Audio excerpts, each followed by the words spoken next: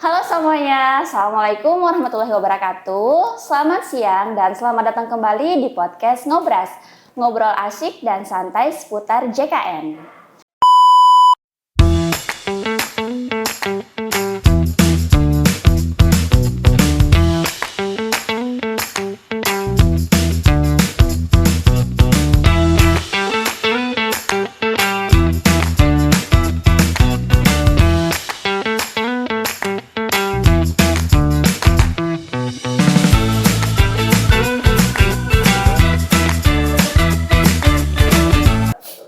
Halo semuanya, Assalamualaikum warahmatullahi wabarakatuh. Selamat siang dan selamat datang kembali di podcast Ngobras. Ngobrol asyik dan santai seputar JKN. Ketemu lagi bersama saya Dian sebagai host podcast Ngobras pada siang hari ini. Dan tentunya siang hari ini kita sudah kedatangan narasumber kita, yaitu mungkin Sobat Ngobras JKN di rumah agak asing ya dengan narasumber kita kali ini, karena narasumber kita kali ini hari pertama debutnya di channel YouTube Maimononto. Langsung saja kita sapa Kepala Bagian Kepesertaan Kantor Cabang BPJS Kesehatan Cabang Bau-Bau, Bapak Alvin Adriadi. Halo Pak Alvin. Terima kasih Mbak sudah diundang. Apa kabarnya hari ini Pak Alvin? Ya, baiklah di tengah kesibukannya. Sangat sibuk ya Pak Alvin. Terima kasih Pak Alvin sudah menyediakan waktunya untuk datang di podcast kita pada siang hari ini ya. Oke, Pak Alvin sudah tahu apa yang kita akan bahas pada siang hari ini Pak Alvin? Terkait kepesertaan ya? Oh, Pak Alvin sudah tahu Sobat Ngobras JKN. Jangan-jangan Pak Alvin ini narasumber dari masa depannya? Tidak, kan saya sudah di chat tadi. Sudah di chat di belakang layar ya? Iya, sudah di belakang layar. Jadi Sobat Ngobras JKN di rumah, siang hari ini kita bakal bahas tentang kepesertaan, jenis-jenis kepesertaannya Pak Alvin. Ya, boleh. Dan besaran-besaran iuran itu berapa sih? Mungkin Sobat Ngobras JKN di rumah ini masih banyak yang belum tahu apa-apa saja sih jenis kepesertaan di BPJS Kesehatan itu. Terus apa saja bedanya peserta mandiri sama peserta yang ditanggung oleh pemerintah. Mungkin akan kita bahas langsung di podcast ini. Jadi jangan lupa nonton sampai akhir ya. Sebelumnya jangan lupa follow akun YouTube @maimononto di bawah ini. Jangan lupa juga like dan subscribe. Mungkin langsung saja kita ke pertanyaan pertama Pak Alvin ya. Mungkin Pak Alvin bisa menjelaskan apa saja itu jenis-jenis kepesertaan di BPJS Kesehatan. Jadi kalau jenis-jenis kepesertaan Mbak, itu sebenarnya hanya terbagi di dua kategori sebenarnya. Hanya di non-PBI dan PBI. Mungkin kepanjangannya PBI dulu itu apa Pak Alvin? Kalau PBI itu adalah penerima bantuan iuran. Jadi ada non penerima bantuan iuran dan penerima bantuan iuran. Garis besarnya hanya dua itu. Ada dua ya. Jadi ada penerima bantuan iuran dan non penerima bantuan iuran. Betul. Mungkin bisa non penerima bantuan iuran ini ada lagi anak-anakannya atau gimana nih? Ya, jadi kalau non penerima bantuan iuran itu dibagi lagi segmen-segmennya di dalam situ. Seperti kalau misalnya yang datang ke kantor, yang di kantor kita yang di lantai 1, yang teman-teman peserta antri itu biasanya ambil nomor antrian, itu peserta mandiri. Jadi dia datang ke kantor untuk mendaftarkan dirinya dan keluarganya. Kemudian di non penerima bantuan iuran lainnya ada juga pekerja penerima upah. Nah, seperti kita-kita ini yang bekerja dan menerima upah itu wajib didaftarkan. Jadi ada segmen pekerja penerima upah seperti itu. Lalu juga ada segmen-segmen lain dari situ. Termasuk di pekerja penerima upah ada PNS, ada P3K, ada pegawai swasta dan lain sebagainya. Seperti itu. Ya. Oke, berarti tadi ada peserta mandiri sama peserta pekerja penerima upah. Betul. Mungkin boleh dijelaskan dulu ini kalau peserta mandiri itu kayak gimana sih, ditujukan untuk siapa, besaran iurannya berapa? Ya. Jadi kalau untuk peserta mandiri adalah untuk orang-orang yang tidak bekerja dan tidak termasuk dalam golongan yang dibantu oleh pemerintah atau fakir miskin dan tidak mampu. Nah, dari calon peserta tersebut biasanya datang ke kantor, Mbak, walaupun sekarang sudah bisa online juga sebenarnya. Tapi ini kita bahas misalnya datang ke kantor. Kalau datang ke kantor, berarti nanti peserta datang mengambil formulir untuk mendaftarkan diri dan keluarganya. Biasanya memilih kelas dulu. Pilih kelas 1, kelas 2, atau kelas 3. Jadi ada 3 kelas ya? Ya, ada 3 kelas. Ini bisa disebutkan masing-masing kelasnya itu besaran iurannya berapa? Ya, kalau di kelas 3 itu peserta itu membayar 35.000 per jiwa. Tapi Mbak, pada dasarnya iurannya itu tidak 35.000 karena itu sudah subsidi sebenarnya, subsidi dari pemerintah. Iuran yang sebenarnya itu adalah 42.000. Tapi peserta hanya membayar 35.000 saja. Berarti Sisanya adalah subsidi dari pemerintah daerah dan pemerintah pusat. Itu untuk kelas 3. Kalau kelas 2 itu dia ada di 100.000 per jiwa per bulan. Lalu di kelas 1 adalah 150.000 per jiwa per bulan. Seperti itu. Oke, untuk kelas-kelasnya ini apakah ada perbedaan di pelayanan atau tidak, Pak Alvin? Ya.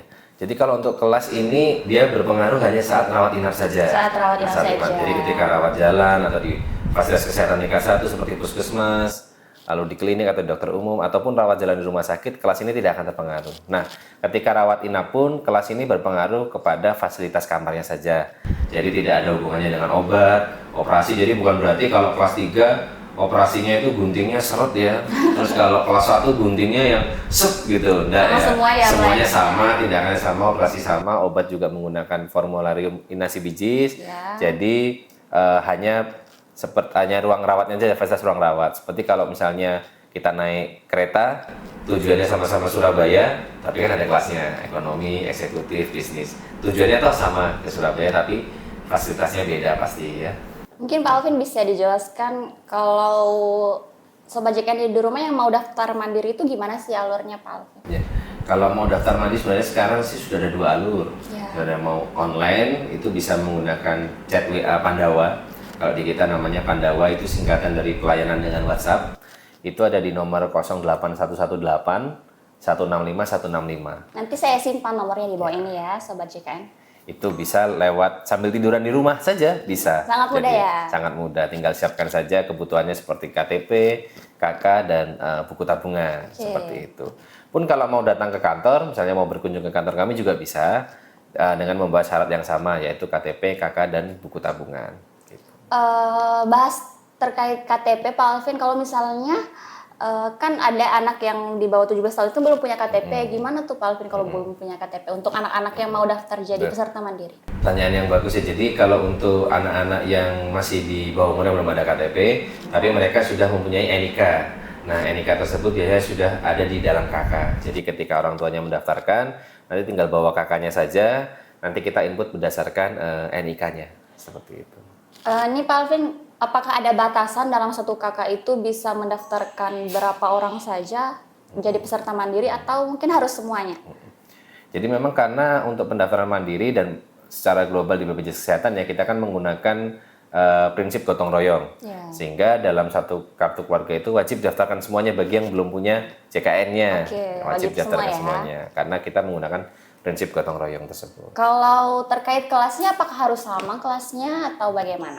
Ya, tentu kita kembali ke prinsip gotong royong ya. Jadi dalam satu keluarga tentu harus sama kelasnya, karena saling membantu kan sesama keluarga. Berarti kalau misalnya didaftarkan kelas 3, saudaranya lagi harus kelas 3 juga. Ya. Oke, mungkin seperti itu ya Sobat Ngobras JKN terkait peserta mandiri BPJS Kesehatan. Selanjutnya ada apa tadi Pak Alvin? Pekerja penerima upah. Mungkin bisa dijelaskan bagaimana itu untuk ditujukan untuk siapa dan besaran iurannya berapa? Ya, kalau pekerja penerima upah ini adalah untuk peserta yang dia menerima gaji setiap bulannya. Ya, contohnya kita seperti ini ya, atau teman-teman lain yang sedang menonton apabila bekerja di suatu perusahaan ataupun di mau swasta ataupun negeri, itu semua sudah seharusnya didaftarkan sebagai peserta pekerja penerima upah. Kalau ini potongannya dari gaji, Mbak. Oh, dari gaji. Dari gaji. Mungkin ini terkait potongan dari gaji ini, apakah seluruh gajinya dipotong atau ada pembagian sama pemberi kerjanya? Jadi memang kalau untuk di pekerja penerima upah ini kita ada perhitungannya sendiri dan memang kalau dihitung-hitung ya ini sangat jauh lebih murah dari yang peserta mandiri. Jauh lebih murah. Dijelaskan berapa Pak? Jadi kalau di pekerja penerima upah ini totalnya itu iurannya adalah 5% dari gaji. Tapi minimal di UMK kabupaten, atau kalau kabupaten tidak ada UMK ya pakai UMP provinsi.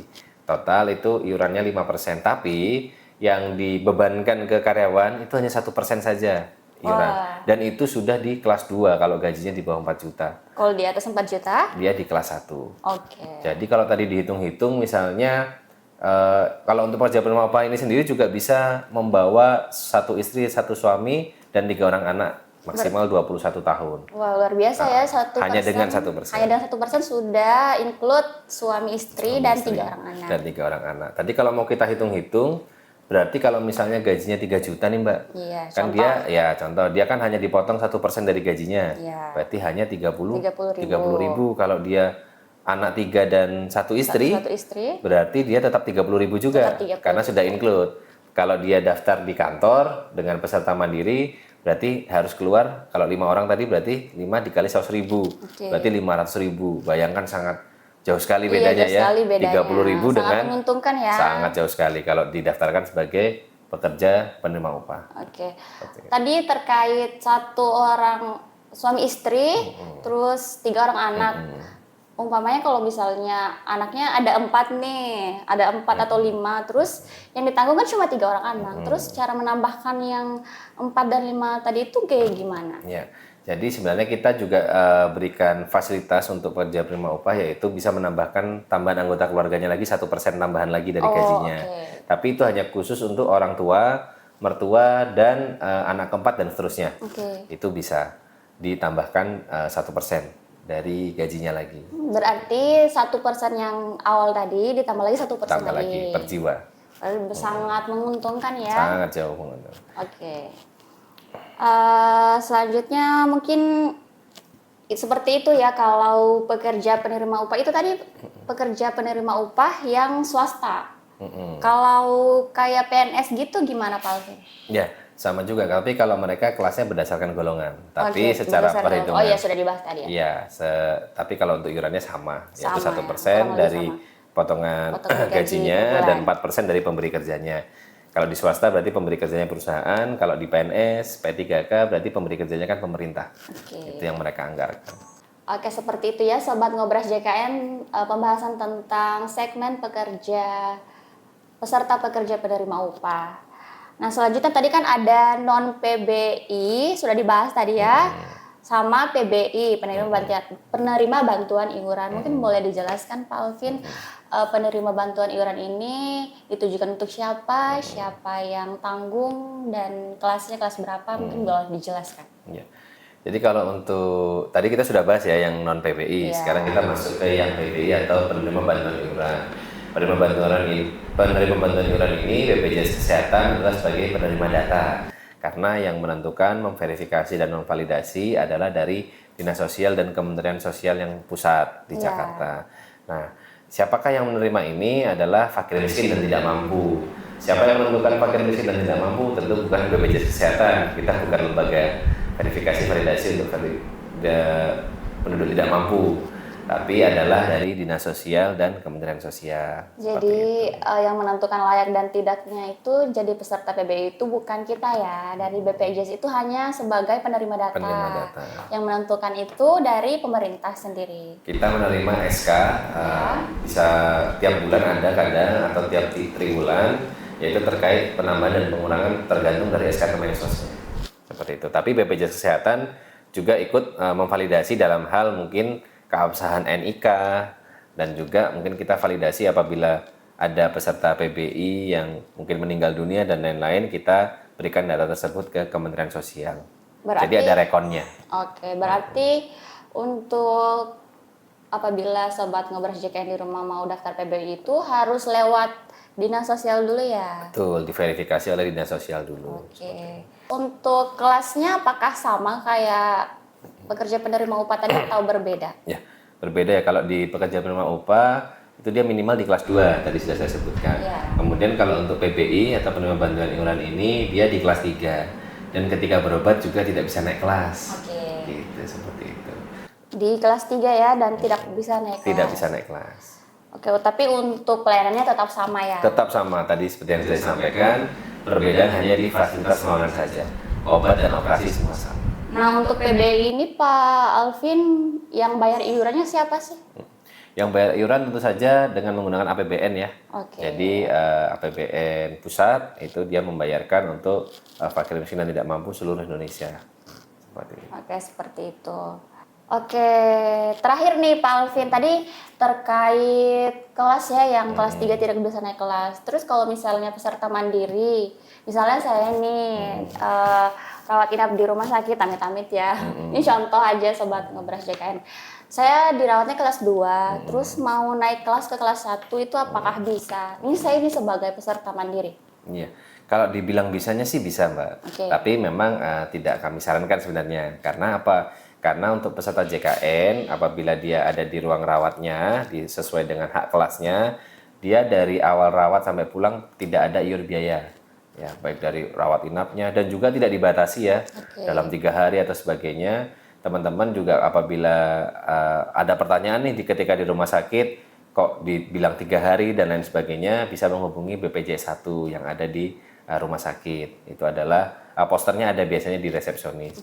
Nah, itu kami sarankan untuk tidak naik kelas karena nanti akan timbul iur biaya. Dan biasanya peserta itu menghitung tambahan iur biayanya hanya dari selisih ruang kelasnya saja. Nah, sebenarnya penghitungan rumah sakit tidak hanya itu. Jadi naik kelas bisa Mbak, tapi pastikan sudah siap dengan tambahan iuran biayanya. Oke, mungkin satu lagi ya Pak Alvin terakhir.